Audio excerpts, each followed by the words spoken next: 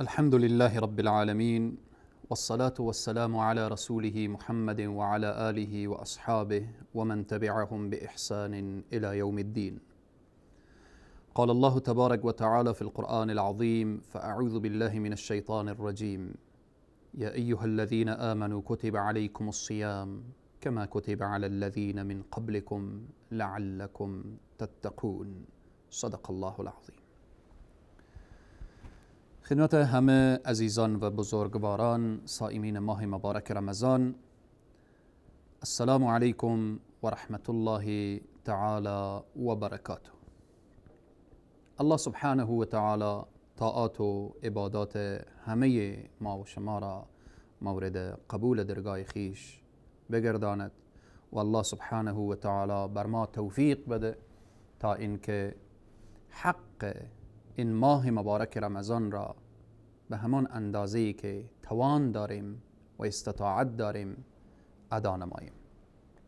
در جلسه گذشته پیرامون حکمت روزه ماه مبارک رمضان اشاره نمودیم. الان بحث ما پیرامون هدف از فرضیت روزه ماه مبارک رمضان چیست؟ چرا این روزه بر ما فرض شده؟ حکمتش چیست؟ این چرای نعوذ بالله اعتراضی نیست. چرای اینه که ما حکمت و فلسفه و یا هدف ماه مبارک رمضان رو بفهمیم که برای ما این روزه چی هدف داره و ما را میخواه این مدرسه بزرگ چگونه بسازه و از ما چی توقعی داره این مدرسه ماه مبارک رمضان که ما چگونه شاگرد تربیه بشیم و چگونه شاگردی از این مدرسه به جامعه تقدیم بشیم. هدف از روزه ماه مبارک رمضان را قرآن به صراحت بیان میکنه: لعلکم تتقون. روزه بگیرید، روزه به شما فرض شده تا اینکه متقی شوید، پرهیزگار شوید. وقتی نگاه میکنیم تعریف تقوا، خود تقوا چی معنا؟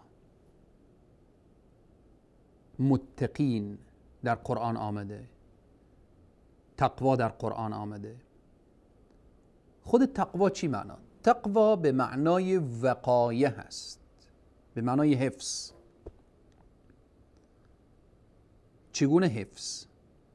این که این تقوا وقتی در زندگی انسان آمد، انسان را حفظ میکنه، از محرمات حفظ میکنه، از شبهات حفظ میکنه، از منکرات حفظ میکنه، چون وقایه هست. الله سبحانه و تعالی در قرآن تمام نعمتهایی که بیان کرده آنها را وعده داده برای متقین، برای پرهیزگاران، برای کسانی که خشیت الهی را در دل دارند. پس خیلی مهمه تمام وعده های الله سبحانه و تعالی برای متقین و روزه ماه مبارک رمضان هم آمده تا ما را متقی بسازه،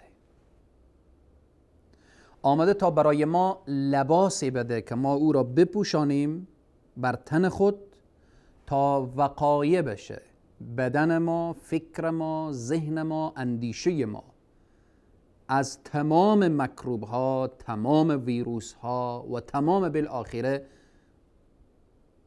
رذائل و اینها. الله سبحانه و تعالی در قرآن بحث تقوا را به صراحت بیان کرده، انسانهای متقی را به صراحت به ما معرفی کرده و جایگاه متقین و اهل تقوا را به ما بیان کرده. حالا متقی کی هست؟ حالا چی کسی بدانه که من ماه مبارک رمضان روزه گرفتم، آیا متقی شدم یا نشدم؟ آیا تقوا در زندگی من آمده یا نیامده؟ شخص متقی کیست؟ شخص متقی حرام نمیخوره. شخص متقی یعنی با تقوا، خدا ترس، رشوت نمیگیره، رشوت نمیده. شخص متقی و پرهیزگار معامله اش ربوی نیست، ربا نیست. شخص متقی و پرهیزگار و خدا ترس دست به طرف قمار و شراب و زنا و اینها دراز نمیکنه. شخص متقی خود را از کل حرام، آنچه که حرام گفته شده خود را باز می‌داره، آنچه که منکرات گفته شده خود را دور می‌سازه. این متقی هست. اما اگر یک درجه بالاتر بریم، تقوا را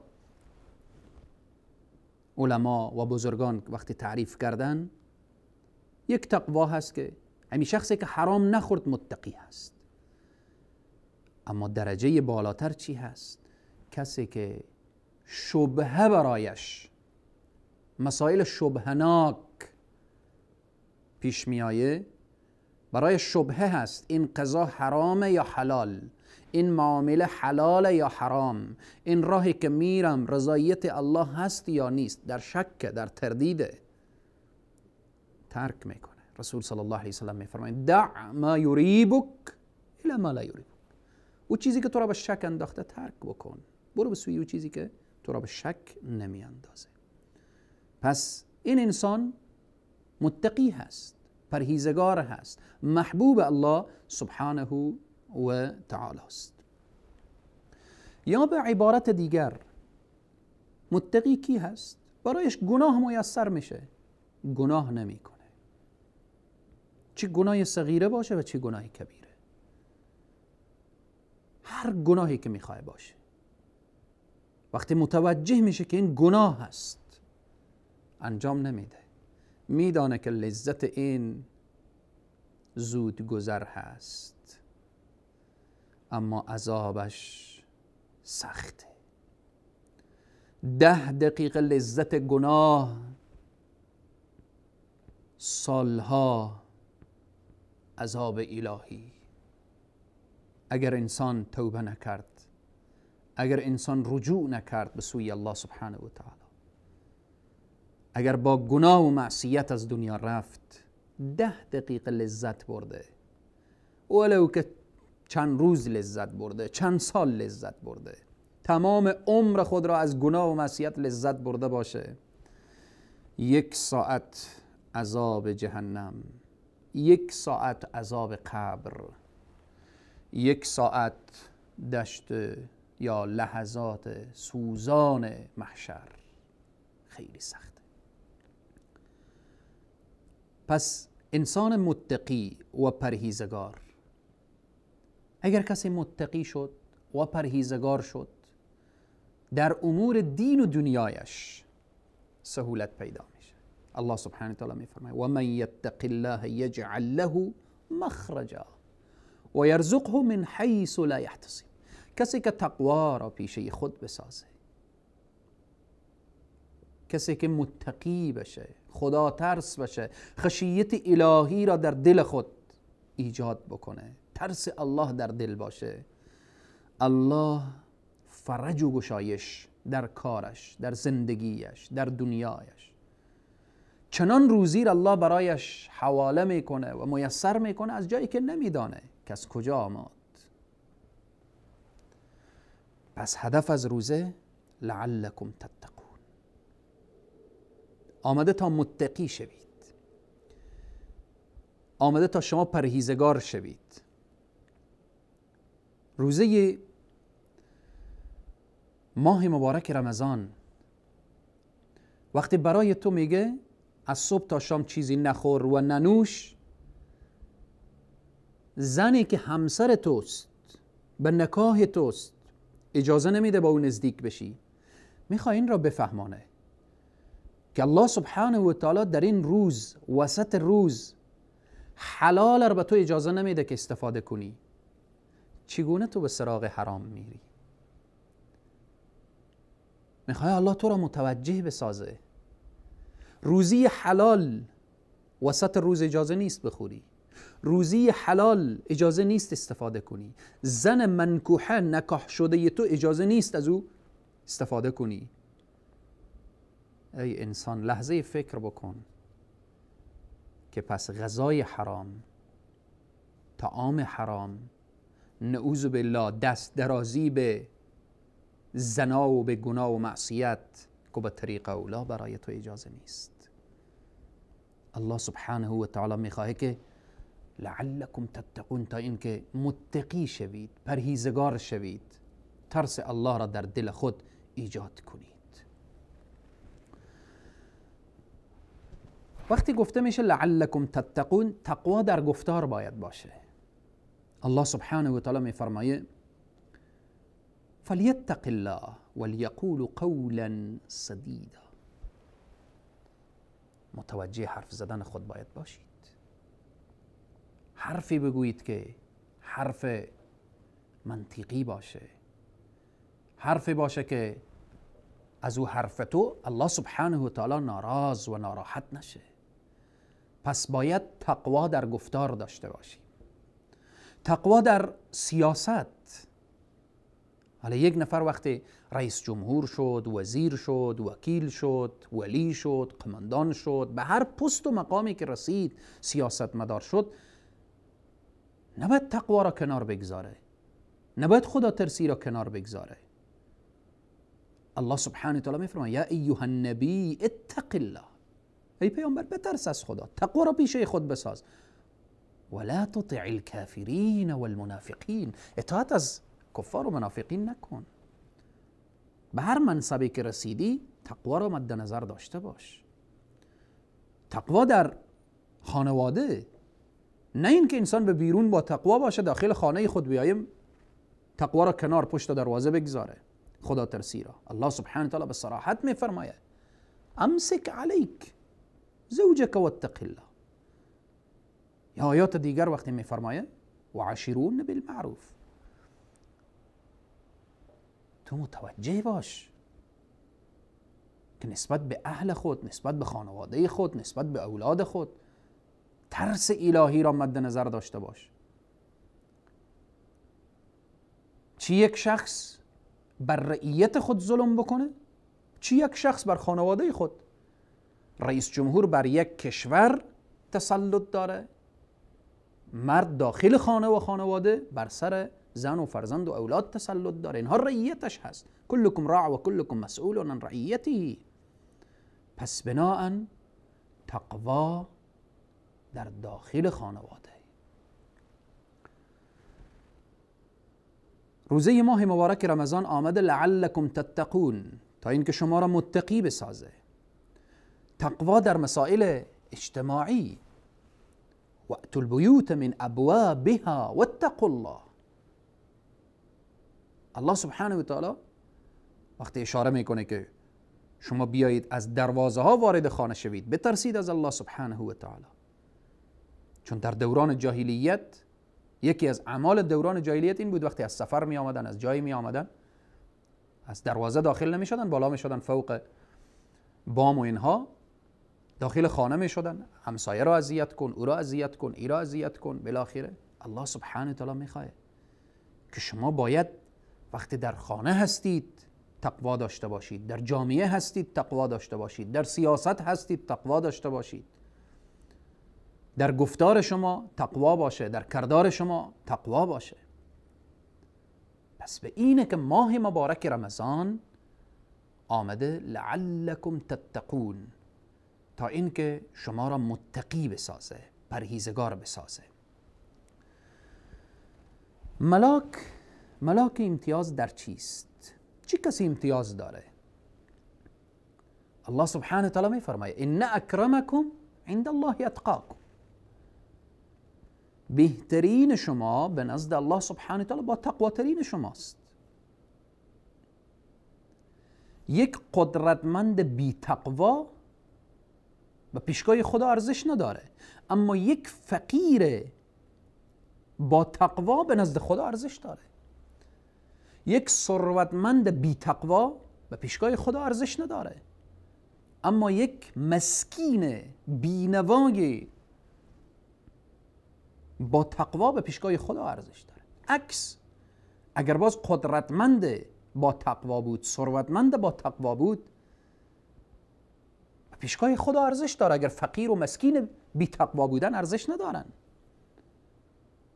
الله سبحانه و تعالی میفرماید ان اکرمکم عند الله یتقاکم.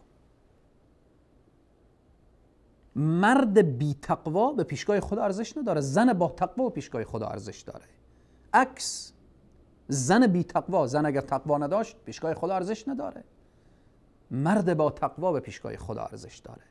پس ملاک امتیاز در چی هست؟ در تقوا هست. روزه ماه مبارک رمضان آمده لعلکم تتقون، تا اینکه شما را متقی بسازه، شما را پرهیزگار بسازه، خشیت الهی، ترس الهی را در دل ما و در قلب ما ایجاد بکنه.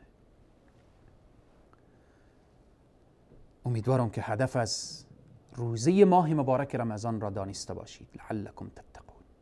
سیدنا علی رضی الله عنه چی زیبا مثالی بیان میکنن، انسانی که تقوا داره و انسانی که تقوا نداره. میفرمایند انسانی که تقوا داره مثل این است که بر روی اسب نشسته، لجامهای اسب را بر دست داره و حرکت میکنه طرف همان مقصدی که داره، همان مطلبی که داره. حالا وقتی روان شد، چون لجامهای اسب در دستش هست، هر طرفی که بخواهد میرود، طرف راست اسب میچرخانه، طرف چپ اسب میچرخانه، مستقیم بره اسب روان در حال روان هست، استاد بکنه اسب میتونه استاد بکنه چون لجام داره. و انسانی که اسب را بدون لجام سوار بشه، اسب سوار شده لجام نداره، حالا حرکت میکنه، هر طرفی که دل اسب بخواهد میره، نه اینکه شخص هر قدر شخص فریاد بزنه راست برو چپ برو بالاخره، نه، هر طرفی که دل اسب بخواه، سرانجام این شخص از روی اسب میفته و در هلاکت هست. سیدنا علی رضی الله عنه میفرمایند او شخصی که بر اسب سواره و لجامها بر دست داره، او متقی و پرهیزگاره، نفسش مهار کرده هست، با اطمینان کامل حرکت میکنه. و انسانی که تقوا و پرهیزگاری نداره بر اسب سوار هست که لجام نداره. امیدواریم که هدف از روزه گرفتن ماه مبارک رمضان را دانسته باشید. لعلکم تتقون، تا آمده همه ما را متقی بسازه، آمده تا اینکه ما را از جمله اولیاء الله بگردانه، دوستان الله. دوستان الله چی کسانی هستند؟ الا ان اولیاء الله لا خوف علیهم ولا هم یحزنون. آگاه باشید دوستان خدا در روز قیامت برایشان هیچ غمی نیست، هیچ اندوهی نیست. خب اینا چی کسانی هستند؟ الذین آمنوا و كانوا یتقون. آنها ایمان آوردن به الله سبحانه و تعالی و تقوا را پیشه خود ساختن، متقی شدن. که الحمدلله تو خواهر و برادری که تو عزیزی که در ماه مبارک رمضان روزه داری، این روزه را به دستور کی گرفتی؟ به دستور الله. ایمان داری به الله و ترس از الله داری، روزه گرفتی، امساک میکنی به فرمان الله، افطار میکنی به فرمان الله. پس بدان که تو از جمله متقیان و پرهیزگاران هستید. الله سبحانه و تعالی همه ما را جز متقیان و پرهیزگاران داشته باشه. تا برنامه بعد همه شما عزیزان و بزرگواران را به خداوند کریم و رحیم می سپارم. و السلام علیکم و رحمت الله تعالی و برکاته.